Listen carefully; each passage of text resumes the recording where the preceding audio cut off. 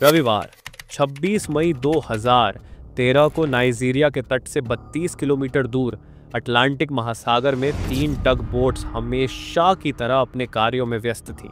इनका मुख्य उद्देश्य था विशाल ऑयल टैंकर की सुरक्षा करना, जो समुद्र से तेल निकाल कर बाहर सप्लाई किया करता। लेकिन उस दिन समुद्र में आई एक भयावह तूफान और विनाशकारी लहरों ने उन्हें अपनी चपेट में ले लिया।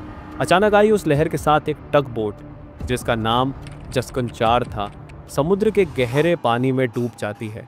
लेकिन इस टगबोट में सवार हैरिसन ओजेगबा ओके नाम का ये आदमी एक नहीं, दो नहीं, बल्कि पूरे 3 दिनों तक समुद्र के अंदर गहरे पानी के बीच फंसे होने के बाद भी कैसे जिंदा बचा और पूरे दुनिया में ऐसा करने वाला एक लौता इंसान बना। Emerged of this man who was trapped for 60 hours underneath a capsized tugboat.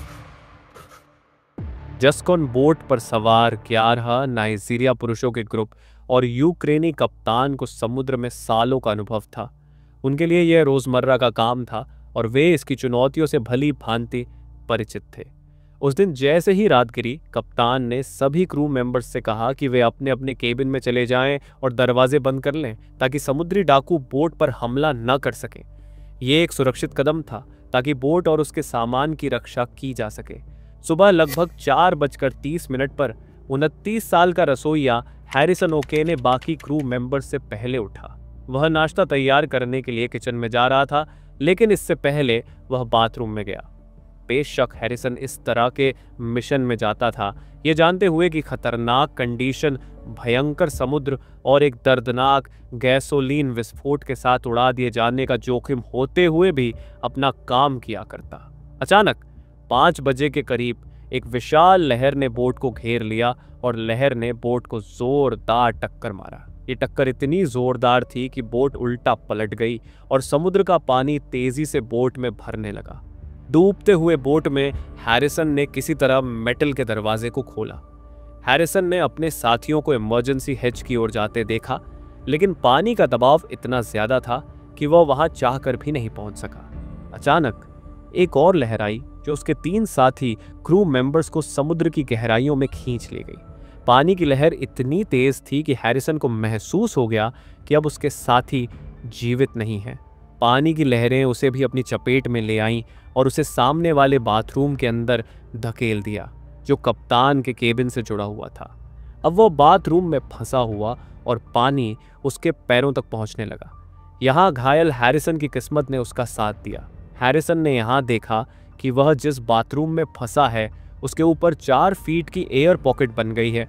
उसने अपनी पूरी ताकत लगाई और खुद को वहां सुरक्षित किया।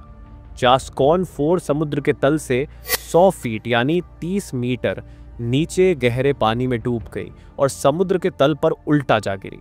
हैरिसन ने बाथरूम में अपने सर को पानी के ऊपर रखने के लिए वहां रखे वॉश बेसिन को उल्टा कर पकड़े रखा। यह पॉकेट उसे कुछ समय के लिए जिंदा रखने का सहारा बन गई और हैरिसन केवल अपनी उम्मीद पर जीवित रहा। कुछ घंटे बाद मौसम थोड़ा साफ हुआ और एक डाइविंग क्रू ने जस्कन 4 के मलबे का पता लगाया और जस्कन 4 के मलबे को बॉयज से मार्क किया।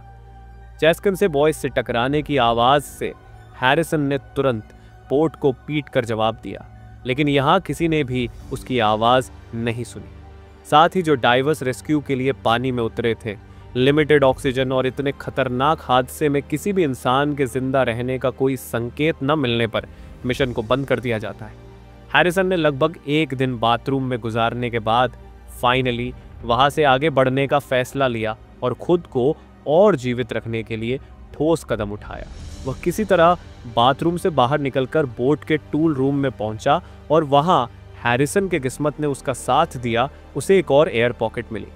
ये पॉकेट लगभग 4 फीट यानी 1.2 मीटर ऊंची और 6 क्यूबिक मीटर वॉल्यूम की थी, जो उसे और समय के लिए जिंदा रख सकती थी।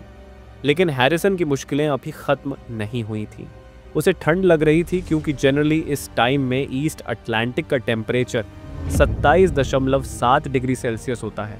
लेकिन हैरिसन समुद्र के 100 फीट नीचे पानी की गहराई में फंसा है, जिससे उसे हाइपोथर्मिया का सामना करना पड़ा।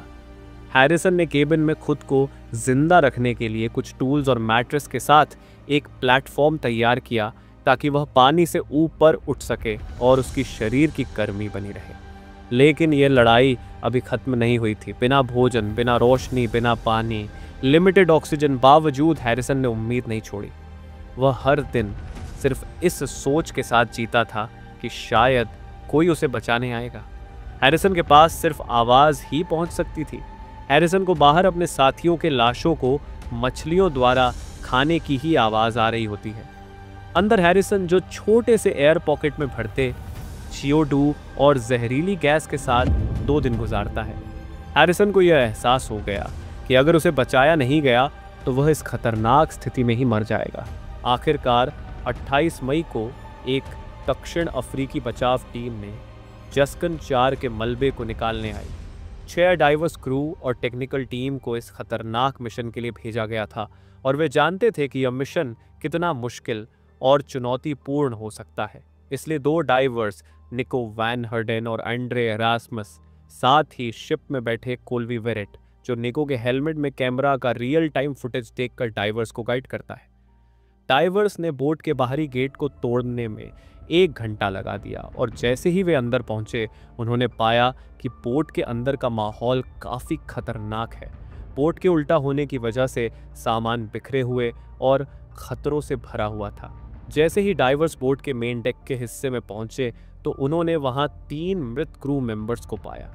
हैरिसन ने अब तक अपने रेस्क्यू की सभी आशाएं खो चुका था, लेकिन यहाँ उसने डाइवर्स के बोट को हथौड़ा मारने की आवाज़ सुनी और ज़ोर ज़ोर से बोट को पीटने लगा, लेकिन किसी ने भी उसकी आवाज़ नहीं सुनी। फिर जब निको उसके पास आ रहा था तब उसने उसे टच कर दिया, लेकिन निको यहाँ खबर आ जाता है। पर यहाँ पर कॉल्वी माइक्रोफोन से चिल्लाता है।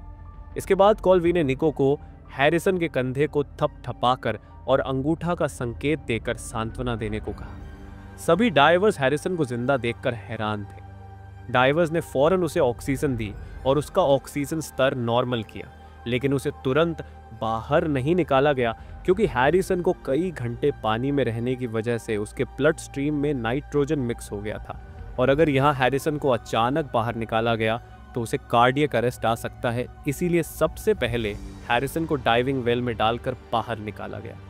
डाइवर्स ने उसे 2 दिन तक प्रेशर कंट्रोल में रखा ताकि उसका शरीर सुरक्षित बाहर निकल सके।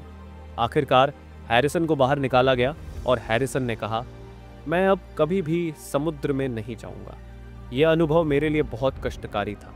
मुझे आज भी लगता है कि मैं पानी में डूब रहा हूँ। इसी के साथ हम आपसे विदा लेते हैं। अगर वीडियो अच्छा लगा हो तो वीडियो को लाइक करें और साथ ही इसी तरह की और वीडियो देखने के लिए चैनल को सब्सक्राइब करना ना भूलें। धन्यवाद।